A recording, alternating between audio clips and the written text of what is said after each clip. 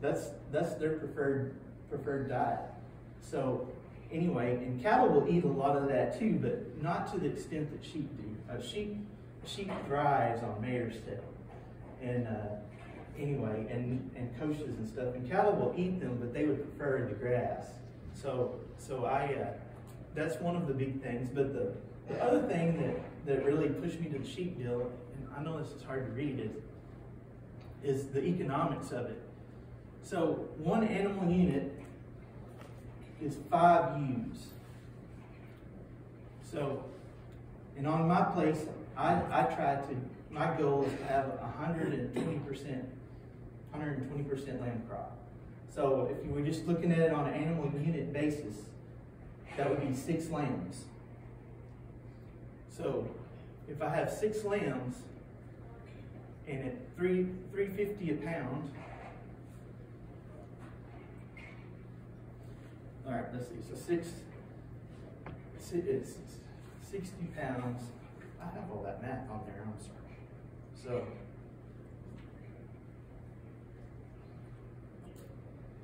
So if the market's at $3.50, that's $227 per lamb. You multiply that times 6, that's $1,365. So here's my question for you cattle guys.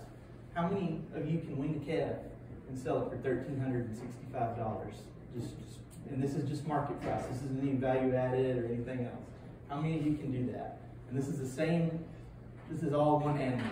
So that's what, I remember growing up, like I said, it was big sheep and goat country. And all of the older men that mentored me and talked to me, they always said, Kelly, you know, you raise cattle to be glamorous. Yeah. And you always put your cattle on your front pasture by the highway, but in the back, you got to raise your sheep and your goats because that's where the money is. And anyway, and I heard that all my life, and I heard it from multiple people, and I was like, it never really stuck to me because I always hated animals. And anyway, but when I had some friends start telling me about these Dorper sheep, I was like, okay, maybe there's something to be said for that. So anyway, so that's what really got my interest going. And another thing about sheep is these Dorper sheep were developed in South Africa. So a sheep is a desert animal. And where I live, I consider myself in the desert. And they don't eat that much. They don't drink much. Where we're at, water is not only becoming a limiting factor for irrigation, water is becoming a limiting factor for just to have stock water. And I have a well that this farm, when I took it over, it was pumping 700 gallons a minute. And through the years, we went down and down and down, and I was to the point where I had a 1-horse sub in it, and all I wanted to do was fill a water trough. And we started it up back in November when I moved the ewes to that pasture. We pumped water for 2 minutes, and then it just quit. So we're having those kind of declines in our water capacity. And anyway, it's very concerning where we live. But I think the sheep fit in with that really well because they will go days without drinking. Even in the middle of summer, this summer, I have had it to where I fill a 1,000-gallon trailer full of water and then I drain it into a water trough, so I know how much they drink every day. And I know that one week in the middle of the summer, they didn't drink for 3 days. So anyway, but when they do, they come and get a good drink. But it's amazing how much they can handle the dryness and not having a lot of water. So, and then they complement the cattle because they eat different plants. And then the other thing on the sheep is their market. The market on sheep, there is no Chicago futures price for lamb, but it follows a very seasonal trend, and I'm going to talk about that a little bit more here in a minute. But the sheep market is really high about this time of the year, in January, February, March, and then you go into the summer and it seasonally wants to drop. And then you get in the fall and you get closer to Christmas and Thanksgiving, and then the market starts to kind of pick back up. And that's historically how it follows that pattern. Now these last few years, it has not followed that pattern as much. And a lot of that has to do with COVID, and we're going to talk about these ethnic markets in a minute. So this is a copy of what I use a lot, and I would highly recommend this publication. It's called the Livestock Weekly, and it's out of San Angelo, Texas. But I think even for people here in Kansas, y'all could get a lot of good information out of it. It's weekly. What I look at for my operation is this article over here on the left inside, and it talks about all of the sheep markets. It's mainly, like I said, centered around Texas, but it does talk about New Holland, Pennsylvania, and I think it talks about the Montana markets. But one of the things that really always catches my attention is there's a little paragraph usually right here. And this paragraph right here, I'm going to kind of hit the highlights because I know y'all can't read it back there, but it gives the weekly production of lamb consumption in the United States. And like for this week, this was January 13th, was the date of this publication. So the week ending January the 8th, the U.S. slaughtered 2.2 million pounds of domestic lamb, which, you know, that's 35,000 head, basically. So not very many lambs, and not that many pounds. But what always catches my attention is the next paragraph. Imported lamb and mutton for entry in the U.S. totaled 4.17 million pounds. So that means that we imported, for that week, it was double of what we produced here in the United States. This particular article here, I would call it an anomaly. Usually it's triple. Usually the imported lamb is 6 million pounds, and our domestic consumption is, or production is 2 million pounds. So that tells me that there's a lot of room to grow in the sheep and goat, or maybe the sheep market, at least. So anyway, because I'd like to think that I have a competitive advantage just on freight from a lamb in New Zealand or Australia.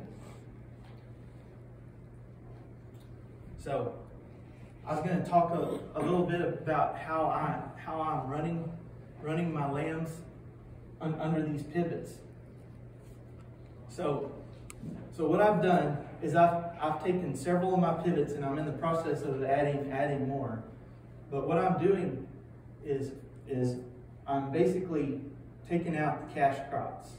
So it's strictly for cover. There's no more growing cotton or corn or sorghum on these fields. And what I've found is I build a shelter, and I'm going to show some pictures in a minute, but I have a shelter, and I have my dog feeder, and I have mineral, and I have water, and that's at the pivot. And what I do is I take the drops off the inside tower of the pivot, and my shelter is low enough to where the pivot can go over it, so I can go around.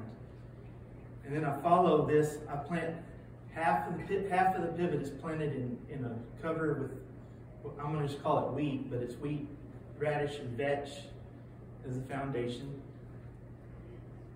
And then on the other half of the pivot, I will have a spring cover, which is oats, peas, and radish. And if you're going to set up a grazing system like this, I'm going to tell you right now, at least where I live, and I think your climate up here would be very, very similar. The most important aspect of this whole deal is this one right here, with the oats, peas, and radish. Because where I'm at, I'm in Texas, but where I'm at, I'm in a fairly cool climate. Probably, I would say my climate is probably a colder climate than Wichita, where we're standing right here. So anyway, but so what I do is I graze the winter cover like this time of the year in January, and what I usually do is I fence it off in eighths of a circle, and I rotate them around, and my wheat will usually last me until late May, maybe the 1st of June if everything goes good. Well, these oats and this spring cover was planted like early February, so it's just coming on. So when the wheat plays out, then I go over here and I'm on my oats, and I've let the oats get big and tall, and I want to have good growth out of this, because this has got to carry me for a good while. Where the wheat is, as soon as we pull the sheep off the wheat, then I come and I plant a summer cover. And I use millet and sorghum Sudan and radish and peas and sun hemp. And then we start, so while we're grazing this part, we're watering this part to try to get this summer cover going. And where I'm at, I really don't feel comfortable getting good growth out of this summer cover unless I plant it about the end of May. So I really need at least 30 to 45 days of getting this to where it's even big enough to turn in on. So I'm asking my oats to carry me to basically to mid-July, sometimes even 1st of August. So, and then I just follow that around, I just rotate that around. And that's been the most effective system I've found to use. The problem that I was having is the first farms I did this on, when I started out, they were my weaker water pivots. Well, now my weaker water pivots, I'm to the point where I don't even put water through them anymore, because they're down to like 50 gallons a minute. So anyway, so now I'm having to do this dry land, which makes it a lot tougher. And my original goal when I first set this up is I wanted to never haul anything off of this except lambs to sell. I wanted to leave the ewes on there the whole time.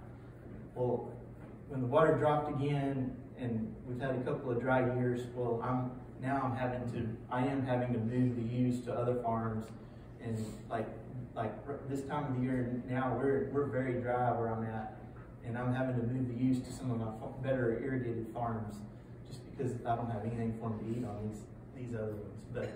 But it's been a good system, and now I'm in the process of converting some of my better water pivots to doing this type of a system, because I feel like I can very comfortably, if I have 150 gallons a minute or better, I feel like I can consistently run 400 ewes on a 120 acre pivot. So that's my goal, and that's what I'm trying to do there. And like I said, the farms where I have the water, I can do that. So, gosh, I hate these slides. Anyway, so basically this slide's just telling us what I just said. So here's a picture. Here's a picture of my my shelter that we built. So if y'all can see, the pivot point is right here. So this is the first tower of the pivot. And that's a 40 by 60 small shed. We built it out of old sprinkler pipe. So we tried to use some of the scrap type materials to build this. And I enclosed it on the west end, and I enclosed it on the north end. If I had to do it again, I would, as a matter of fact, we're fixing to rip the tin off. Sheep don't, I built this barn, I guess, for snow in the wintertime. What I'm learning is that the winter and the snow doesn't bother the sheep hardly at all. It's the summertime where I need this shelter. If it's a day where it's going to be 98 degrees, the sheep by 9:30 in the morning, they're coming and they want to get under this shelter. But I've been out when it's 7 below zero, and they're out there, you'd think it's 72 degrees. They just seem to be comfortable. So all I really want is a north wall to where I can block those bad cold fronts that come in. But I've just learned where we're at, we get real bad west winds that bring dust storms and stuff, and that's why I wanted that west wall. But I'm learning I need more air circulation, because it gets pretty stuffy under there in the summertime, and that's when the sheep really use it. So, like, this is a picture of the sheep grazing some of my summer mix after it's froze and everything, and I'm trying to get as much as I can, as long as I can, out of that summer mix before I go to the wheat. So this picture was taken probably in, I would say, like in December or January. And then we're going to talk a little bit more in a little bit about livestock guardians and dogs. But this is how I feed my guard dogs. So I just take these old cattle panels and I make a little square, and then I have my dog feeders inside of there, and each one of those dog feeders will hold about a bag of dog food, and then the dogs can climb underneath the this panel, and the sheep won't go in there. So that, because if you just leave the dog feeders out in the open, the sheep will eat all the dog food, and then that gets expensive in a hurry. So this is a picture of some back in, I think this picture was taken in November of this year. Sheep eating some. This is just my radish veg and wheat. And for some reason this year I've never really seen the radish outrun the wheat like it did this year. But they're really happy. They like those broadleaves, and they really like the radish, especially after they freeze. Seems like they won't touch them much right now in this stage, but after they freeze and they start to dry down, they really like it.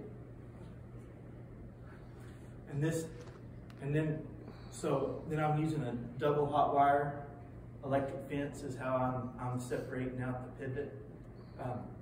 I do have, like I said, on this farm here, I do have a permanent fence around the perimeter, but then I'm using the hot wire to move the sheep around. And I do a double hot wire. And from my experience with sheep, as long as you have something in there for them to eat, they respect that fence, and it's good. And goats, it's a total another story. So this is a picture of some of my spring cover mix. That's the oats, and that's radish that's blooming out. And I don't know if you can really tell how tall that is, but I can get that. That's probably 3 foot tall right there. So I'm trying to stockpile that for when I get into that June and July time period. I can really utilize it. So anyway, so now I'm going to kind of go into maybe just some more fundamental ideas and thoughts about why am I raising Dorper sheep? So there's hundreds and hundreds of breeds of sheep, but you can pretty much categorize them into two things. You've got your wool sheep, which has been around forever, and then you have these hair sheep. Anyway, the wool sheep, of course, they're usually bigger, and then you also have another market, which is the wool. The problem with wool is you have to have a shearing crew to come shear them. Like in my operation, I have 1,200 ewes, so that would be quite a undertaking to get that done. And the problem is it's the same thing in basically across any business in the United States right nowadays. You can't find labor, especially for tough jobs like that. And the wool market has been so depressed here lately that a lot of times it either just barely pays for the shearing and it doesn't even pay for the shearing. So anyway, so that's one of the drawbacks to a wool sheep. And the hair sheep, they're a little smaller, but they get more mass to them. They're not like I guess what I'm trying to say is their dressed out percentage when you slaughter them is a lot higher than wool sheep is. So you get more meat out of them than you do a wool sheep. And then one of the things that I get a lot of guys calling me asking me questions, and like I told y'all, where we're at, we're in a typical cattle area, and cattle follow a stalker and then a feeder and then a fat market. And anyway, well, I always have guys wanting to go ask me, they say, well, I want to run some sheep, but they don't want to run them year round. They want to just run them in the wintertime on their wheat. And they're always asking me and say, well, what can I buy that I can just run in the wintertime? And I tell them, I say, well, you can buy you a 60-pound lamb, and you can give $240 for him, and you can run him all winter, and then you can sell him as a 100-pound lamb, and you can get $240 for him. So anyway, so it's a totally different deal, and that's because these hair sheep are following these ethnic markets. So the wool sheep still kind of follow that cattle pattern. There's a lot of feed yards that feed out wool sheep up in here in Colorado, but these hair sheep, it's a totally different market. These ethnic markets are what dominates it. And these are just some examples of some of the different types of breeds, because there is more than just Dorpers on the hair sheep. There's Dorpers, there's Katahdins, there's St. Croix, Barbados. These wool sheep, these are just a few examples of wool sheep that I put up here to give y'all an example.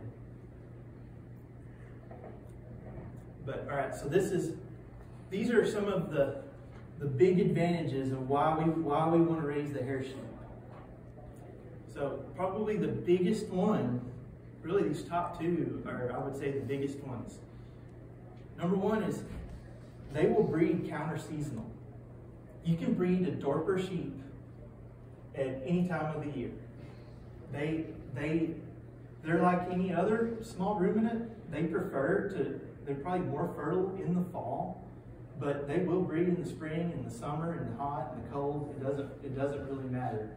And I'm going to talk about this a little bit more in a minute, but that gives us several advantages that we have. A wool sheep won't hardly do that. Pretty much a wool sheep, you're going to get one pregnancy out of that ewe a year. The other thing is the Dorper sheep, they can tolerate, well, hair sheep in general tolerate parasites a lot better. Internal parasites are probably one of the biggest issues surrounding sheep production. It doesn't take many internal parasites to really make a sheep. It'll kill them if they get bad enough. And I know with the wool sheep production, people are always having to drench, and it's kind of like back to our row cropping systems with Roundup resistant weeds and all that. Well, the drench, you use one kind of drench, and the parasites get resistant to it. So then you switch to another one, then you switch to another one. You come up with these cocktails, and it's just this never-ending battle. Whereas what we're trying to do with these hair sheep is just use natural selection and pick ones that can tolerate it. Now, am I saying that you don't get worms with Dorper sheep? No, you do get them. It's just more a matter of tolerance. And like on my farm, I'm trying to select for the ones that can tolerate the worm pressure. But the hair sheep do handle the heat better because they don't have this big old layer of wool on them. That wool can be a real hindrance in the summertime, especially in Texas when we're at 100 degrees. And another thing is the meat on hair sheep, it has a better taste to it because the hair sheep don't have the levels of lanolin like the wool sheep does. And that lanolin is what can give lamb kind of a gamey taste. The meat from a Dorper sheep, I'm not going to say it doesn't have it, but it's nowhere near as strong. If I gave you a lamb chop from a Dorper sheep and a lamb chop from a wool sheep, you would definitely prefer the Dorper. So, and then the Dorper sheep are very good mothers. I have some friends that they raise sheep for stock show animals, so they're doing a lot of AIing. And what I've found is interesting is the stock show market is not like hair sheep. It's still all dominated by wool sheep. But these guys that are breeding their show animals, they actually are implanting an embryo in Dorper mamas and letting the Dorper mama raise their fine wool or medium wool show sheep. So anyway, so that's a kind of an attribute to their mothering capabilities. So these are marketing opportunities. So the biggest difference between the hair sheep and the wool sheep on these markets is the hair sheep is mainly going to mainly the northeast United States. So it's Muslims and it's Jews and it's these different ethnic markets that they want to buy these sheep, and they like the smaller lambs. Their preferred size lamb is a 60-pound lamb, and they pay good money for those, and they want